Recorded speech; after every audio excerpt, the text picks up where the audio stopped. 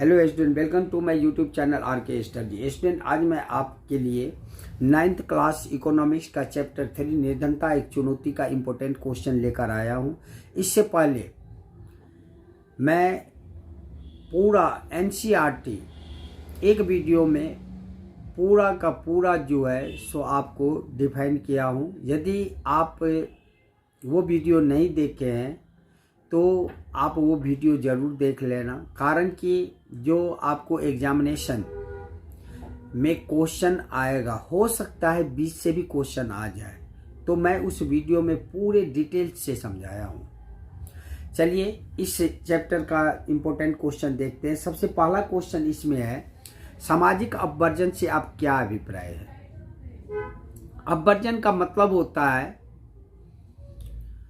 रुकावट, या आप कह सकते हैं कि जो दूसरे को प्राप्त हो और किसी और को प्राप्त न हो, ये भी अपवर्जन के अंतर्गत ही आप कह सकते हैं। इसको आप सही ढंग से जो आप लिखेंगे वो आप कहेंगे कि सामाजिक अपवर्जन के अनुसार निर्धनता को इस संदर्भ में देखा जाना चाहिए कि निर्धनों को बेहतर माहौल और अधिक अच्छे वातावरण में रहने वाले संपन्न लोगों की सामाजिक क्षमता से अपवर्जित रहकर केवल निकृष्ट वातावरण में दूसरे निर्धनों के साथ रहना पड़ता है। अर्थात वो कभी नहीं चाहते संपन्न वर्ग, अमीर वर्ग जो ये हमारे साथ रहे, उसके लिए कुछ न कुछ उसके लिए बाधा पहुंचाने की कोशिश करते हैं।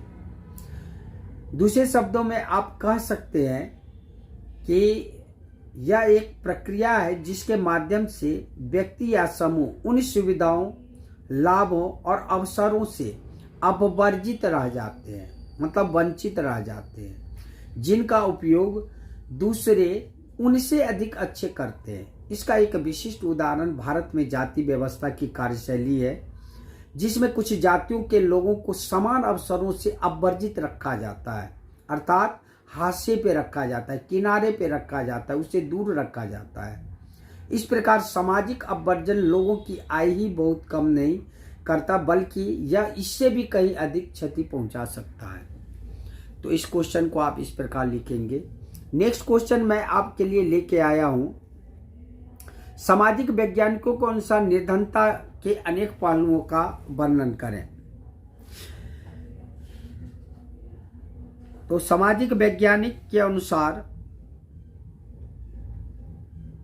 निर्धनता को जो परिभाषित करना है, तो सामाजिक वैज्ञानिक निर्धनता को अनेक सूचकों के माध्यम से देखते हैं।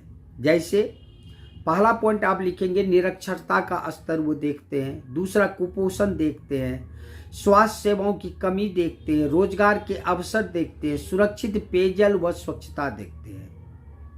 सामाजिक वैज्ञानिक निर्धनता को सामाजिक सूचकों के माध्यम से देखते हैं। वर्तमान स्थिति में कोई देश निर्धन है या नहीं, इसका आधार वहां पर लोगों को सामाजिक सुविधाओं की उपलब्धता के आधार पर किया जाता है।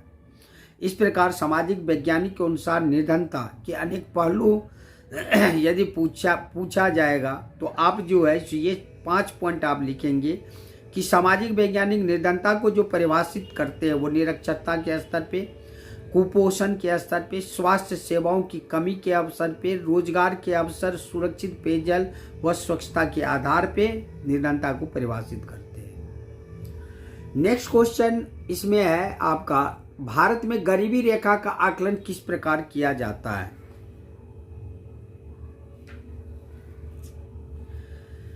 तो भारत में गरीबी रेखा का जो आकलन किया जाता है वो किसी भी व्यक्ति को निर्धन माना जाता है यदि उसकी आय या उपभोग स्तर किसी ऐसे न्यूनतम स्तर से नीचे गिर जाए जो मूल आवश्यकताओं को पूर्ण करने के लिए आवश्यक है।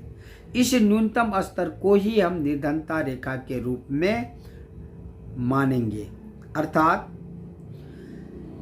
कोई भी व्यक्ति को हम निर्धन तभी मानेंगे यदि उसकी आय या उपभोग का स्तर किसी ऐसे न्यूनतम स्तर से नीचे गिर जाए जो मूल आवश्यकताओं को पूर्ण करने के लिए आवश्यक है।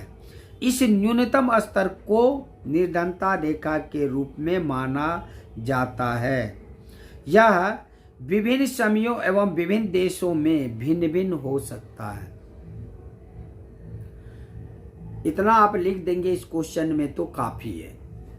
नेक्स्ट क्वेश्चन, इसमें 4th नंबर क्वेश्चन मैं आपके लिए लेके आया हूं। कौन सा सामाजिक तथा आर्थिक समूह निर्धनता के प्रति सर्वाधिक सुभेद्य है?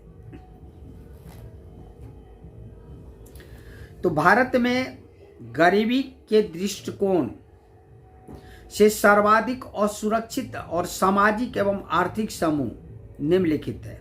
पहला पॉइंट आप लिखेंगे, अनुसूचित जाति के गरीब लोग, अनुसूचित जनजाति के गरीब लोग, कृषि मजदूर एवं दिहाड़ी मजदूर, पिछड़े वर्ग के लोग, बुजुर्ग, महिलाएं, शारीरिक एवं मानसिक रूप से विकलांग व्यक्ति। इतने व्यक्ति को आप समाज में सबसे ज्यादा निर्धन जो है सो आप कहेंगे। इन समुदायों में गरीबी का निम्नलिखित कारण है। भारत में जाति प्रथा की कई नकारात्मक प्रभाव है। इस प्रथा में कुछ जाति विशेष के लोगों को उन समान अवसरों और सुविधाओं से वंचित कर दिया जाता है जिनका अन्य सभी उपभोग करते हैं। वो जाति के आधार पर किया जाता है, जो आज के समय में बहुत ही गलत है। अशिक्षा भी एक प्रमुख कारण है। ये लोग अधिकतर अशिक्षित होते हैं। जब ये शहर जाते हैं तो कारखाने तथा दुकानों पर काम करते हैं और कारखाने के मालिकों तथा दुकानदार द्वारा उनका शोषण भी किया जाता है। ये खासकर अनुसूचित जाति जनजाति लोग प्रायः भूमिहीन होते हैं। ये खेतों में मजदूर के रूप में कार्य करते हैं और इन्हें पर्याप्त मजदूरी भी नहीं दी जाती है।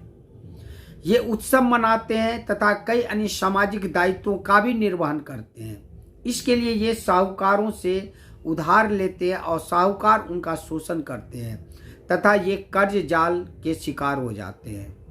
इस प्रकार आप इस क्वेश्चन का जो है सो जवाब लिखेंगे कि कौन सा सामाजिक तथा आर्थिक समूह निर्धनता के प्रति सर्वाधिक सुभेद्य है। इसके बाद जो नेक्स्ट क्वेश्चन मैं आपके लिए लेके आया हूं वो है, भारत में निर्धनता के अंतर्राज्यीय असमानता का वर्णन करें। तो भारत में प्रत्येक राज्य में निर्धन लोगों का अनुपात एक समान नहीं है। निम्नलिखित तथ्यों से यह प्रकट होता है कि भारत में निर्धनता में अंतर्राज्यीय असमानताएं हैं।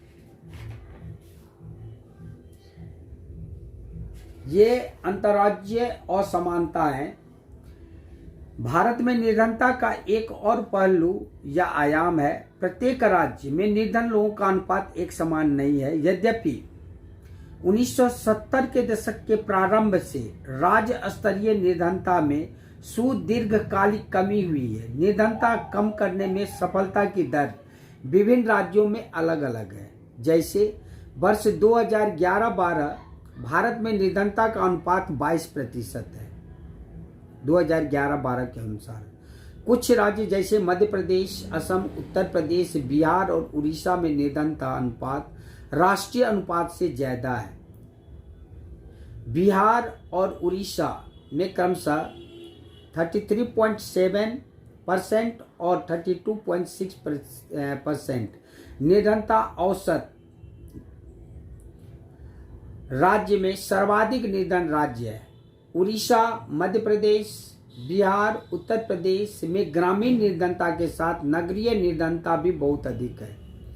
इसका तुलना यदि मैं केरल, महाराष्ट्र, आंध्र प्रदेश, तमिलनाडु, गुजरात और पश्चिम बंगाल में निर्धनता में से करें तो यहाँ पर आप पाएंगे कि यहाँ की निर्धनता उल्लेखनीय गिरावट आई है, खास करके केरल, महाराष्ट्र, आंध्र प्रदेश, तमिलनाडु, गुजरात, पश्चिम बंगाल में। पंजाब और हरियाणा जैसे राज्य उच्च कृषि वृद्धि दर से निर्धारित मात्रा में अपनी निर्धनता को कम करने में पारंपरिक रूप से सफल भी रहे हैं। केरल ने मानव संसाधन विकास पर अधिक ध्यान दिया है। पश्चिम बंगाल में भूमि सुधार उपायों से निर्धनता कम करने में सहायता मिली है। आंध्र प्रदेश और तमिलनाडु में अनाज का सर्वाधिक वितरण इसमें सुधार का कारण हो सकता है। इस प्रकार अंतर्राज्यीय असमानताएं में, ये सब पॉइंट आप लिखेंगे।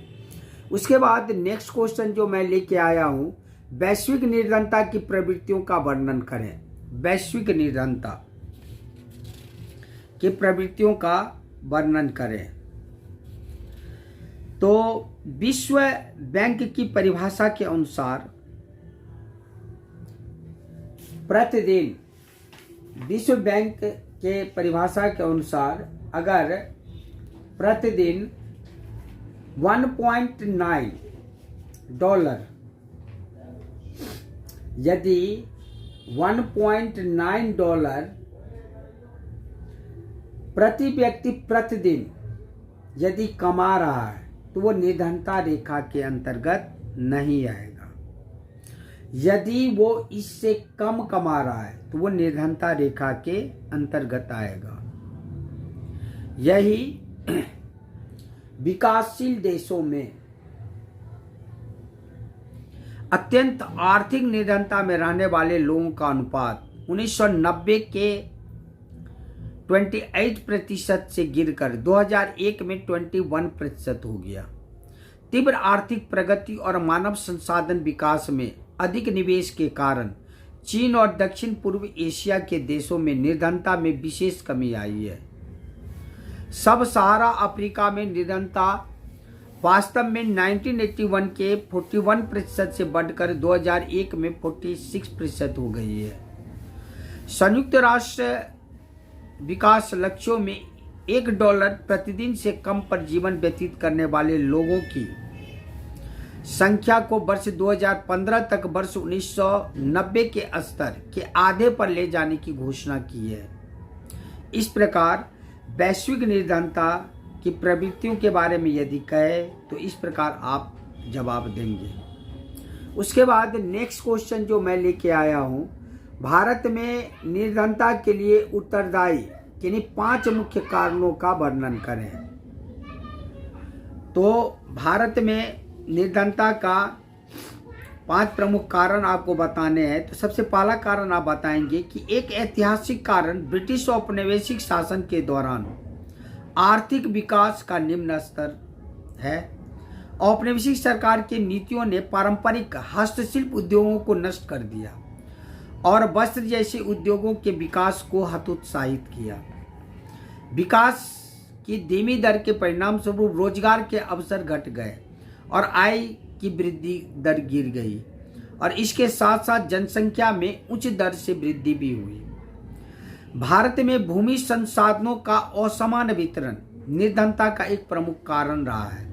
ग्रामीण क्षेत्रों में परिसंपत्तियों के पुनर्वितरण पर लक्षित भूमि सुधार जैसे प्रमुख नीति को ज्यादातर राज्य सरकारों ने प्रभावी ढंग से कार्यान्वित नहीं किया। नेक्स्ट पॉइंट लिखेंगे आप, सिंचाई एवं हरित क्रांति का प्रभाव भारत के कुछ भागों तक ही सीमित रहा, जैसे पंजाब, हरियाणा और पश्चिम उत्तर प्रदेश तक ही हरित क्रांति सफल रही। ज्यादातर किसान खेती के लिए पुरानी पद्धति का उपयोग करते हैं। इसके लिए अधिक मजदूर तथा समय की आवश्यकता भी होती है। उद्योग पर्याप्त रोजगार उपलब्ध नहीं करा पाते हैं और आय में बहुत बड़ी असमानता होती है। इस प्रकार यदि भारत में निर्धनता के लिए उत्तरदायी जो कारण पूछा जा रहा था, यदि इतना पॉइंट आप लिख देंगे तो ये काफ़ी है। उसके बाद जो नेक्स्ट क्वेश्चन है वो खास करके है आपका कि भारत में निर्धनता उन्मूलन के लिए उठाए जाने वाले कदमों का सुझाव दीजिए कि भारत में निर्धनता का उन्मूलन के लिए क्या सब कार्यक्रम अपनाया गया। तो इसमें जो है सो आप जो पॉइंट लिखेंगे कि भारत में निर्धनता उन्मूलन के लिए उठाए जाने वाले कदम। पहला, निर्धनता उन्मूलन भारत के विकास रणनीति का एक प्रमुख उद्देश्य रहा है। सरकार की निर्धनता निरोधी रणनीति 2 कारक जैसे आर्थिक समृद्धि को प्रोत्साहन, लक्षित निर्धनता निरोधी कार्यक्रम पर निर्भर है। लक्षित निर्धनता निरोधी कार्यक्रम ऐसी योजनाएं हैं जिनको प्रत्यक्ष या परोक्ष रूप से निर्धनता कम करने के लिए बनाया गया है। इनमें से कुछ NREGA, प्रधानमंत्री रोजगार योजना, राष्ट्रीय काम के बदले अनाज कार्यक्रम आदि शामिल है। निर्धनता उन्मूलन कार्यक्रम निम्नलिखित दोष भी पाए जाते हैं।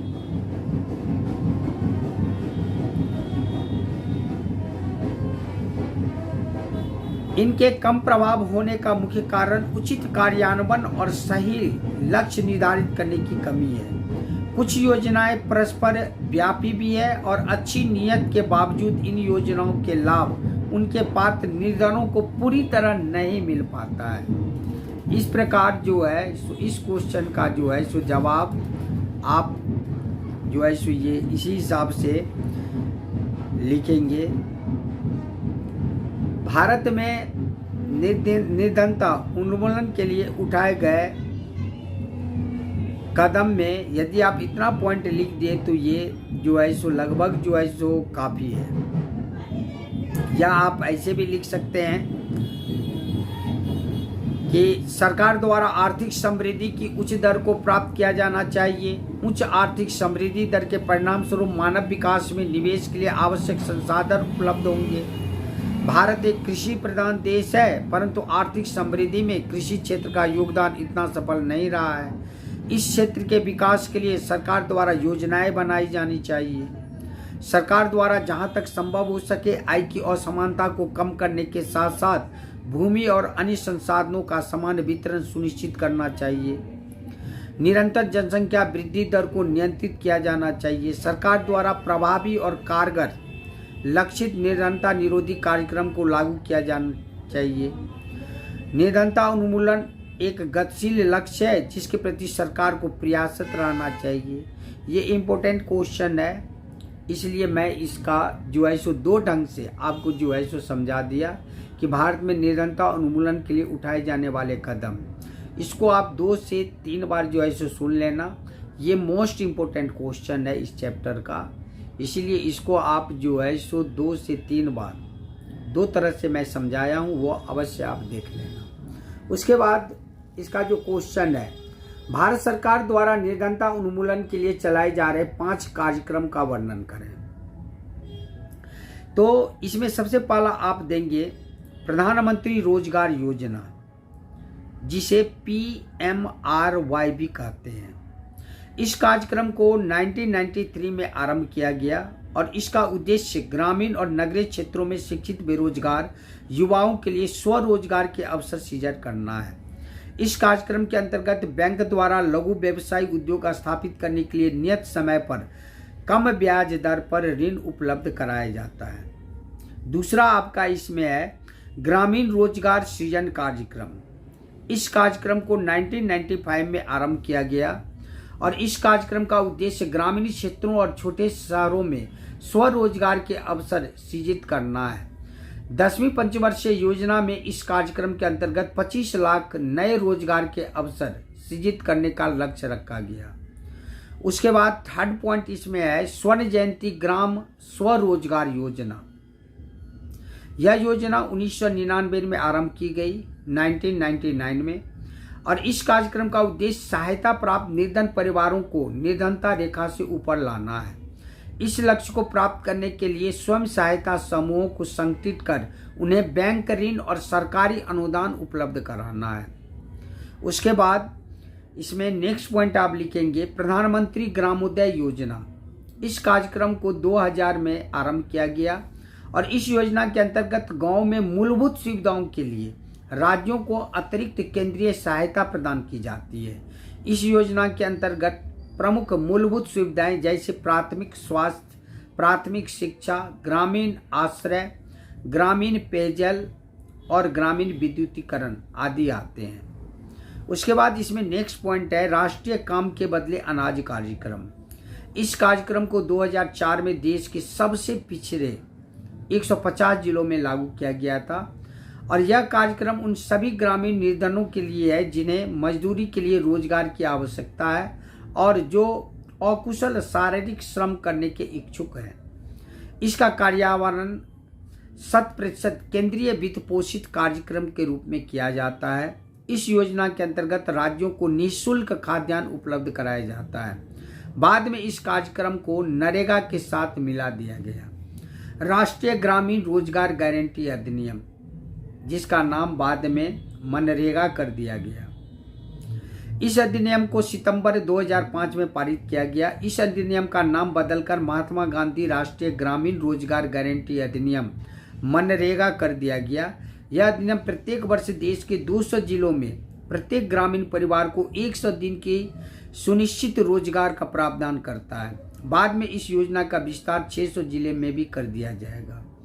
प्रस्तावित रोजगारों का 1/3 हिस्सा महिलाओं के लिए आरक्षित है। केंद्र सरकार राष्ट्रीय रोजगार गारंटी कोष भी स्थापित करेगी। इसी तरह राज्य सरकार भी योजना में कार्यान्वित के लिए रोजगार गारंटी कोष स्थापित करेगी। इस कार्यक्रम के अंतर्गत अगर आवेदक को 15 दिन के अंदर रोजगार उपलब्ध नहीं कराया गया तो वह दैनिक बेरोजगारी भत्ते का हकदार होगा। उसके बाद अब नेक्स्ट पॉइंट लिखेंगे। इसमें तो कह रहा है 5 ही पॉइंट, लेकिन मैं आपको जो भी एनसीईआरटी में सारे पॉइंट बता रहा हूँ कि सरकार के द्वारा निर्धनता को खत्म करने के लिए क्या क्या जो है सो योजनाएं चालू की गई है। अंत्योदय अन्न योजना, इस योजना को दिसंबर 2000 में लागू किया गया। सार्वजनिक वितरण प्रणाली के अंतर्गत निर्धनता रेखा से नीचे वाले 1 करोड़ गरीब परिवारों को रखा गया है। प्रत्येक उपयुक्त परिवार को 25 किलो अनाज उच्च सहकारी सहायकी दर 2 रुपया प्रति किलो गेहूं और 3 रुपया प्रति किलो चावल पर उपलब्ध कराया जाता है। अप्रैल 2002 से अनाज का मात्रा को 25 किलोग्राम से बढ़ाकर 35 किलोग्राम कर दिया गया है। अभी इस योजना के अंतर्गत लगभग 2 करोड़ नए परिवार आते हैं। इस प्रकार ये भी क्वेश्चन जो है सो मोस्ट इम्पोर्टेंट क्वेश्चन है, और यदि ये क्वेश्चन आए तो इतना पॉइंट आप लिख देंगे तो काफ़ी है। उसके बाद आपका लास्ट क्वेश्चन है, भारत में निर्धनता के क्षेत्र में आने वाले चुनौतियों का उल्लेख कीजिए। ये भी क्वेश्चन जो है सो मोस्ट इम्पोर्टेंट क्वेश्चन है।